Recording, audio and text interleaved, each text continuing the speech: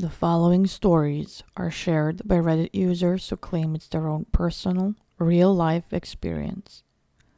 Whether you believe them or not, it's up to you to decide.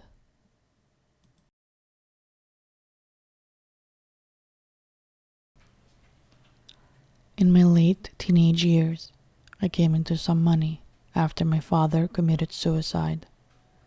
I received an inheritance from him. At the time of my dad's passing, he and my mom owned a cabin up in Oregon by Mount Bachelor. The cabin had been put up for sale since my mom could no longer afford the payments, and renting it out was not covering the payments either. The cabin was set to go on the market for sale in less than a month, and we were in the process of finalizing all the paperwork with the realtor and lawyer.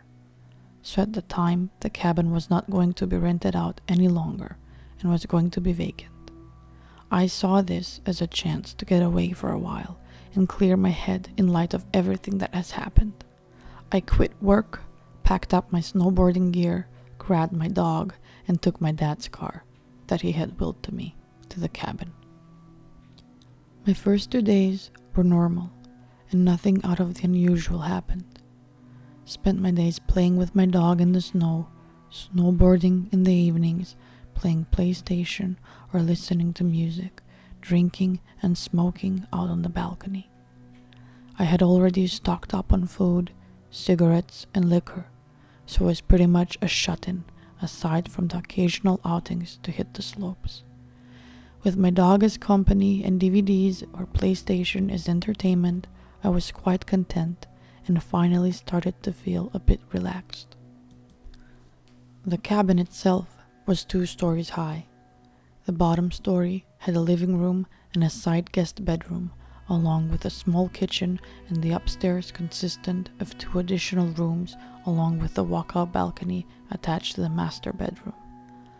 Most of my time there was spent either in the living room, kitchen, or master bedroom. I never ventured into the other rooms and always kept the doors leading into them shut. Open doors leading into dark rooms always creeped me out. Anyway, the 3rd day came around, and I was going through my usual routine of playing with my dog, whose name was Midnight and has also since passed, playing games and watching DVDs. That day, the snowfall was pretty heavy, so I did not feel like trekking down the hill to the main road in my car and decided to stay in. That's when things started getting a bit weird. In our area, there were only 2 other cabins adjacent to ours, maybe a block away from each other. All other cabins, aside from these 2, were around a mile away.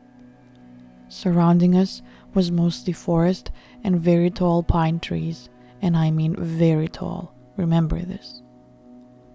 Both these cabins were empty, and based on the past couple of days, I knew that no one was currently staying there. Around midday, while outside with my dog, I noticed what looked like footprints in the snow around the area surrounding our cabin. It was still snowing, so the footprints looked semi-fresh, like someone had been there in the last 20 to 30 minutes before me. I thought that maybe someone was staying in the cabin near me that I might not have noticed. Maybe they were a shut-in like me. Alright, whatever. The prints led away from my cabin, and they disappeared in the snow towards the denser part of the trees. So I disregarded the footprints and went back inside. Nighttime came around, and I decided to head to bed. My dog Midnight was laying on the bed with me when I noticed his ears perk up to a standstill listening position. This was followed by him quickly jumping off the bed and running downstairs to the living room. I, still in bed and staying silent, could hear him moving around downstairs back and forth. I'd be lying if I say that it didn't freak me out. After around 5 minutes, he ran back upstairs to me and started signaling that he had to pee or that he wanted to go outside. I couldn't say no to him, so we both went downstairs to the outside driveway for him to do his thing. Only he didn't want to pee. As soon as we were outside, he started to pull on his leash, trying to drag me to where he wanted to go. He kept looking into the dense part of the forest where the prints had been earlier. He also kept sniffing the side of the house and looking up towards the roof. After he figured out that I was not going to go where he wanted, he sat himself down and just stared into the darkness. A bit unusual for him, but alright. Maybe there are forest animals out there that he wanted to chase down. But as I was a bit shaken up, I did not want to leave anything to chance. So I pulled him back inside and we both headed back upstairs. Around half an hour later, I was lying in bed when I heard what sounded like hooves walking on my roof.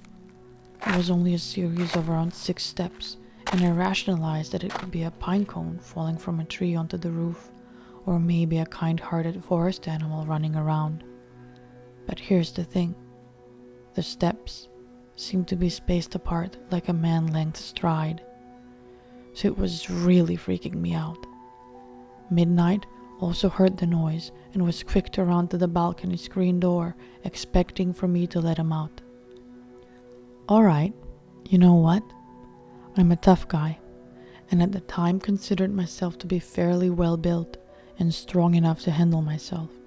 So I grabbed my coat and shoes along with my cigarettes and flashlight and went out onto the balcony. As soon as I was outside, I lit up my cigarette and started canvassing the roof with my light.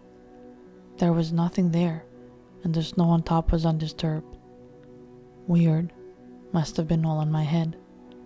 What about Midnight hearing the noise? Maybe he was feeding off my fear or paranoia. I started to calm down and relax again. Soon, my eyes started to adjust to the darkness, and I kept smoking and just staring at the stars and trees next to our cabin. That's when I saw it. In a tree that was a little taller than our cabin and around 20 feet from our balcony, I saw what looked like a man crouched in a squatting position in between 2 branches. I'm not sure I should even call it a man, but it was definitely a humanoid figure.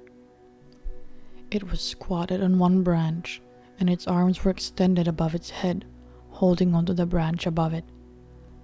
What on earth is that? I thought to myself. I wasn't sure if I was really seeing this thing or if my eyes were playing tricks on me, and I stood just staring at it, motionless. I noticed Midnight stood up and started pacing behind me, lightly barking at the same time. The thing still did not move. I put my cigarette out and was debating on shining the light in its direction, but something in my head kept screaming not to. So I walked backwards to the inside of the room and pulled Midnight with me. Once inside, I locked the door and shined the lights in the thing's direction, but there was nothing there. I shut the curtains to the screen door and retreated back to bed. Later on in the night, I heard light tapping at the screen door, like someone was tapping on the glass with their fingers. It was consistent and did not stop for nearly an hour. Midnight seemed to stare at the door, but wouldn't go near it anymore. I feel like someone was knocking at the door, begging for me to invite them in. But at the same time, I kept hearing my dad's voice in my head telling me to stay in bed and not to do it. I listened to my dad's voice and just stayed where I was. I passed out eventually and woke up in the morning and everything was normal. The rest of the week I spent there was non-eventful, and nothing else out of the ordinary happened.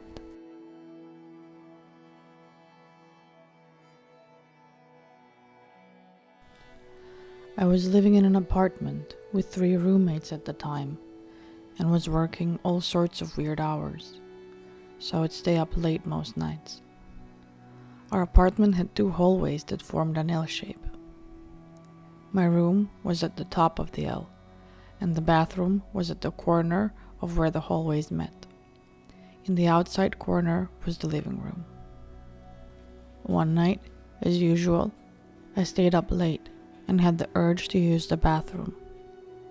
I didn't have the habit to turn the lights on in the hallway when I left my room, as this was a route I've made hundreds of times before. As I left the bathroom, I turned to go back to my room.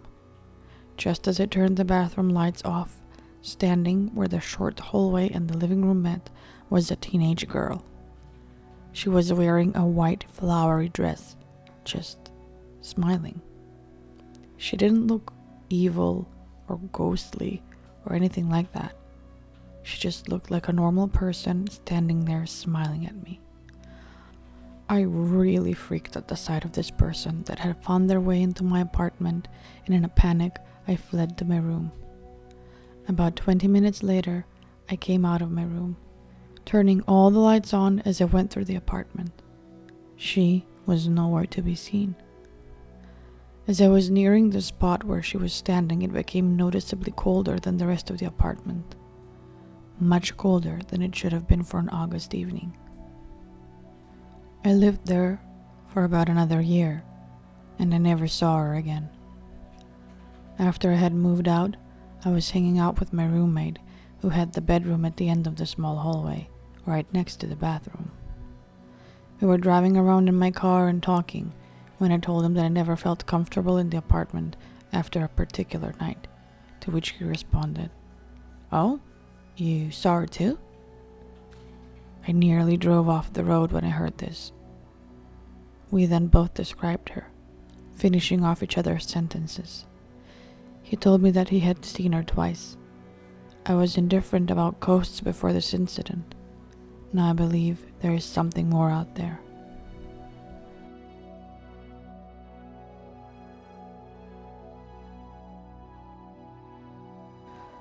I saw a shadow person once.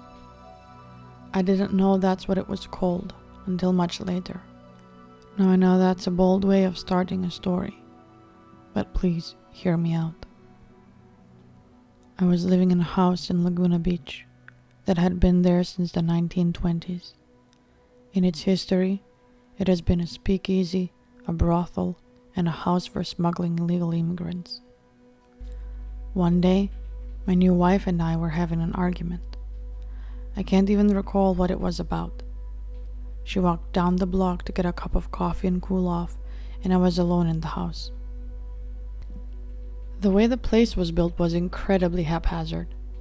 There was a bedroom and living room on one side, then a bathroom with 2 entrances.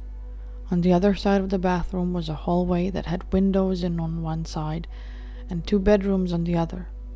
From my bedroom, I could look across the hall into the bathroom, then through the bathroom and down the other hall. I was standing near my dresser, and I just noticed movement out of the corner of my eye, and looked down there. There was, and honest to God, this gives me goosebumps just saying it, 17 years later, a black figure. It was maybe 3 feet tall, and it was only vaguely humanoid. It looked like black scribbles, like someone had scribbled a human shape, but the scribbles moved like electricity. That's the best way to describe it. There was no sound that I could remember. When I saw it, I wasn't afraid, just extremely confused as I wasn't quite sure what I was looking at. Then it noticed me looking at it. I can't say it turned around, it just focused on me, I guess. Now I was scared. I didn't move, didn't scream, nothing. I was just frozen because it just came at me. It rushed down the hall towards me. I have no idea what it intended, but as soon as it entered the bathroom I was standing right beside, the door just slammed shut behind it. Then I screamed. I yelled for my wife. She wasn't home. I went outside, into the daylight, and didn't go back until she got home about 10 minutes later. I don't believe in ghosts. I don't believe I saw something supernatural. But I know I saw something. I just don't know what it was. Comment down below what you think about these stories and if you think there could be a rational explanation for them. And if so, what do you think it is? Oh, and one more thing. If you ignore the subscribe button, this Friday you're gonna get visited by a little girl ghost. And you know you're afraid of little girl ghosts. So make sure to like, subscribe, and share this video. Goodbye, Darklings.